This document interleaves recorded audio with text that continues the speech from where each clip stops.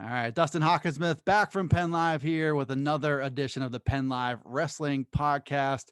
Levi Haines is on with us now, defending state champion from Biglerville High School, three-time PIAA finalist and all, a Penn State wrestling commit, one of the top prospects in the country in the 2022 class, and also a member of the United States Cadet World Freestyle Team.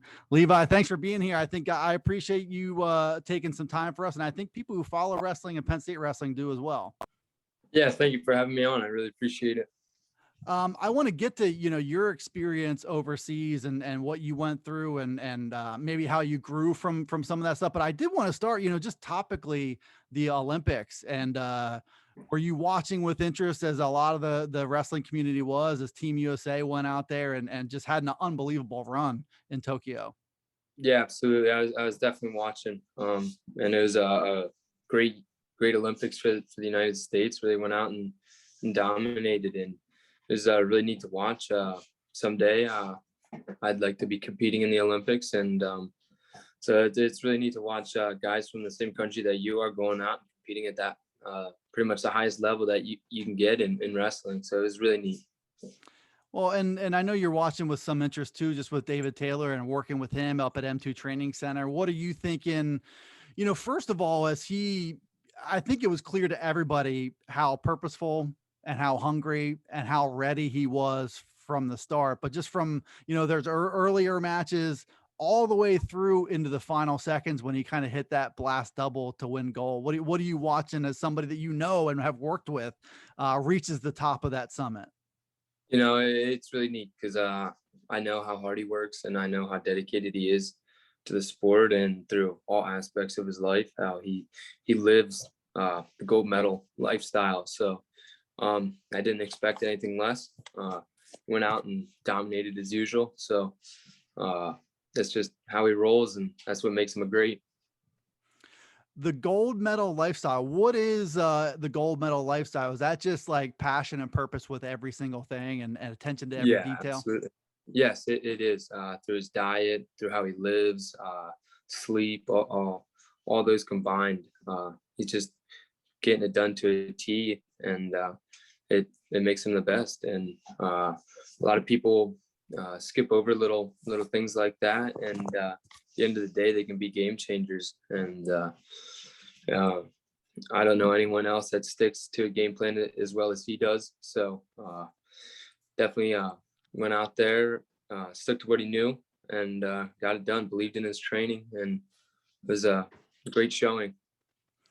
So I can't comment on the technique specifically. I don't think I've watched enough of David Taylor's, especially international wrestling. But in those final seconds, I think just having the wherewithal, the ability to kind of stay composed and string together a sequence, to do a little chain wrestling and a string to get, some setups and stuff like that.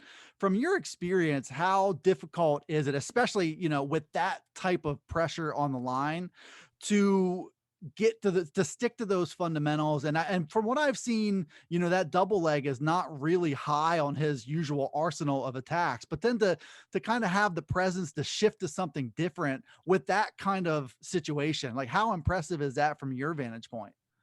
No, it's very hard to do, especially at a high level like that, and to be able to keep yourself composed and to be able to execute that, it is very, very, very hard to do. But he believes in his training. He puts himself in those situations at practice, which gives him some extra confidence to go out there and execute it. And I think at the end of the day, that's what made him able to go out there and get that takedown with 24 seconds left. He doesn't always, maybe that isn't his go-to attack, but he's done it enough in practice that he had in his back pocket for when he needed it. How closely do you work with David on a semi-daily basis? Like, I don't know. I mean, you make the long drive from Biglerville there. I don't know what that drive is like. Was it 90 minutes or so to get to that facility? Yeah, right. It's between an hour and a half, 2 hours, just depending on traffic and things. But yeah, I work with him quite a bit. I see him in there as much as possible. And so his schedule and my schedule are sometimes hard to get together because we're both still competing at a pretty high level and we're busy. But when we get to work together, we make it count. And I think I saw somewhere too where he, the travel with him going to Tokyo and you going to Budapest, like you're on kind of two different trajectories. But I Right. saw, I think from Willie Saylor online that David was texting you too, as he's on his own journey with that own sort of gold medal focus, and he's still checking in on you. How often do you Oh, for guys kind sure. of communicate as you're on those parallel paths? Yeah, we definitely communicate weekly about these things, and when we're on trips, we're always checking in on each other, making sure things are going well. And if the other guy needs something, we're there to try to help the other guy no matter what. So let me get to, just your experience on the world stage, the international stage. You start off with the pin at the Cadet World Championships. Kind of a tough pill to swallow in that next round, 4-3. Absolutely. You challenge whether you should have gotten a point for a push out. How sudden did that feel? What's that moment like as you kind of go through everything you went through to train for that and the travel and all that, and then to kind of have it end in that way? Yeah, it's definitely not the way I wanted it to go, for sure. But uh, just had to if I would have got another takedown, it wouldn't have mattered. I would have been moving on to the next round. But fortunately, I didn't get one. It does think that it was ended like that. A little bit of a questionable call, but really can't blame the refs or anyone. It was just me out there wrestling. So I you take it as a negative or a positive. I think it's a good thing. Gonna give me a little bit of fuel here to keep on working hard and achieving new goals and just getting out to practice and putting in the best work that I can. So it stinks, but learning experience, keep moving forward and learning from it. Yeah, I mean, this is certainly a high level bit of adversity that you went through, and something that you mentioned there was to some degree was in your control. You get a takedown, you win it. I get that too, but something that's out of your hands. Do you have to, whether it's this or some other things, do you have to convince yourself to stay composed, or is that your default nature when some of this chaos is happening around you? Yeah, I think that it's just kind of a default thing just because I've wrestled for so long that chaos is just part of the sport. And I've learned to control it over the years. So it just kind of goes on autopilot and just stay calm and control the things you can control.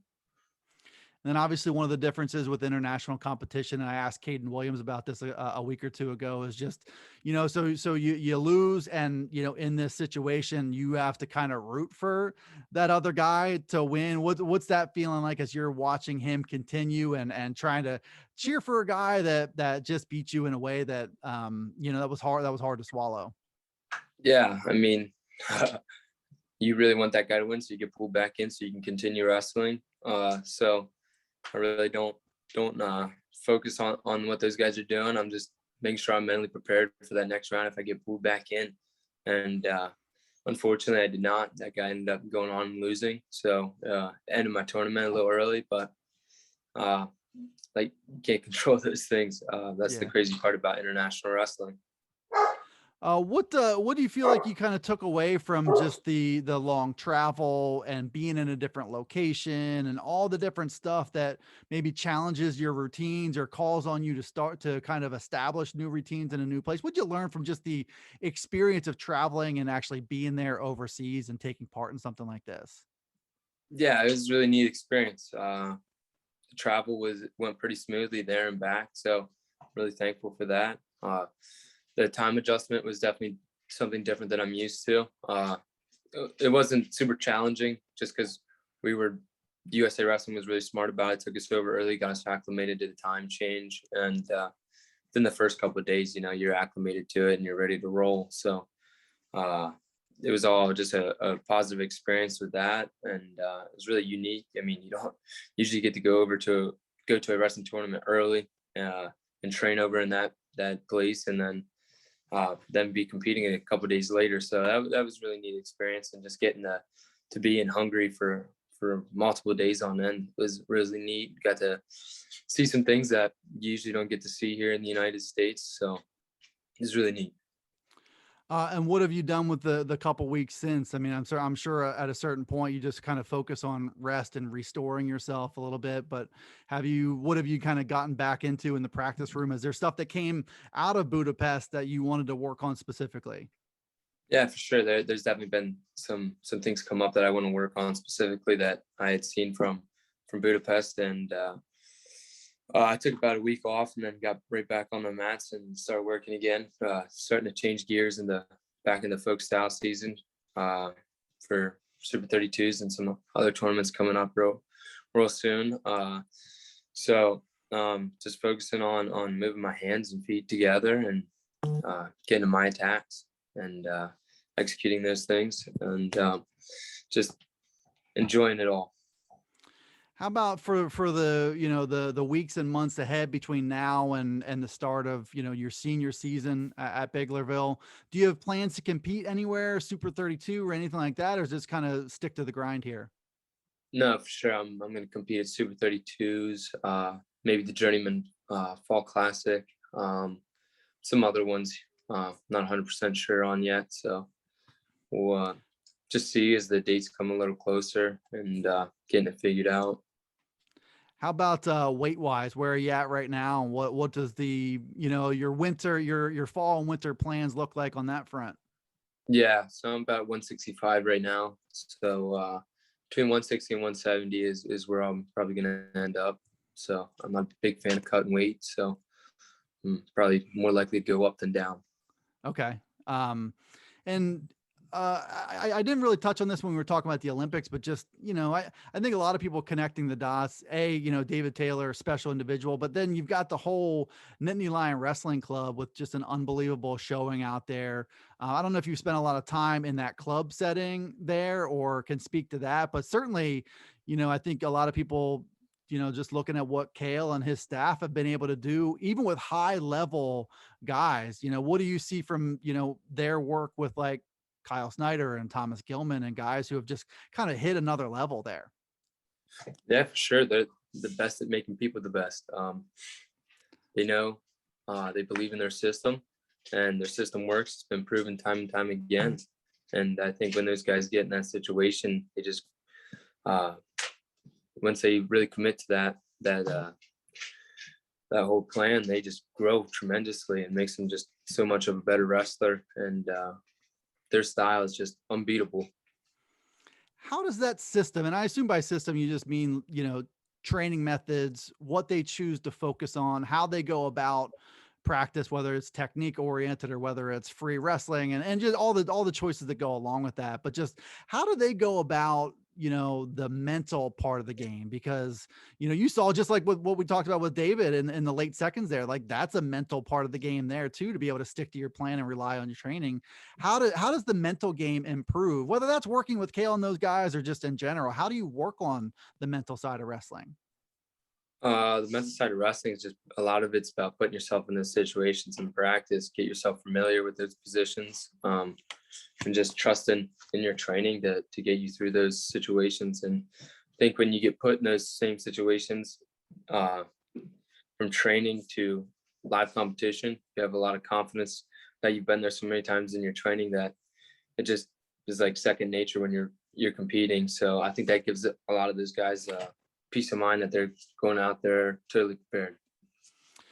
My last thing for you, then I'll let you get running. Is just I wanted to hear about your relationship with your dad, and Mhm. I've heard some challenges from father and son. You're blessed to work with him in the wrestling room, and then it's just a matter of kind of maybe defining the relationship between coach and dad. Just walk me through that dynamic with him and how important that he's been in your wrestling journey to this point.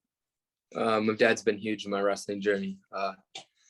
He's always been really supportive. No matter even if I was winning or losing, he was always going to do whatever it took to make me the best. And I mean, he drives me 2 hours, 2-3 times a week to training to get to the best training. And I'm super thankful for that. There's not many people who are willing to do it. Never once heard him complain about it. He's racing me to the car. He loves it.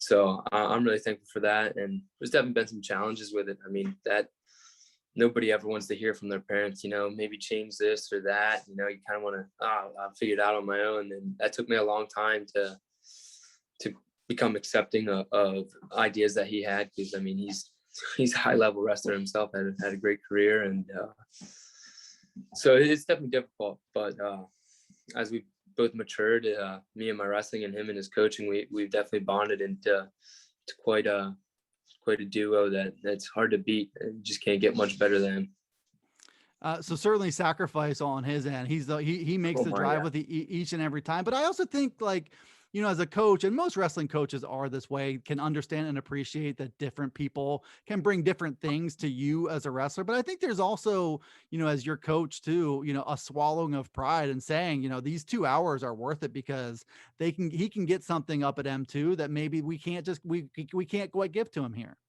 No, absolutely. And he's always taking notes on things to kind of go back over with me, but also take back to our high school room and help the guys in our high school room with. So he's still a student of the sport, and he's continually learning, and it's really nice to bounce ideas off him, and he's just asking me questions. So we got quite a unique relationship, but I'm really thankful for it. And it's really neat that I got a dad that's so supportive.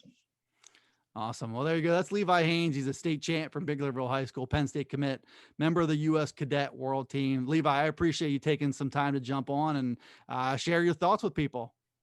Yeah, thank you. Really appreciate you having me on. We'll be following along with you certainly as you kick off your senior year at Biglerville, but also through the fall, those competitions as well. And we'll hopefully catch back up with you here on the Penn Live Wrestling Podcast. I appreciate everybody for tuning in this time, and we'll see you next time on another episode of the Penn Live Wrestling Podcast.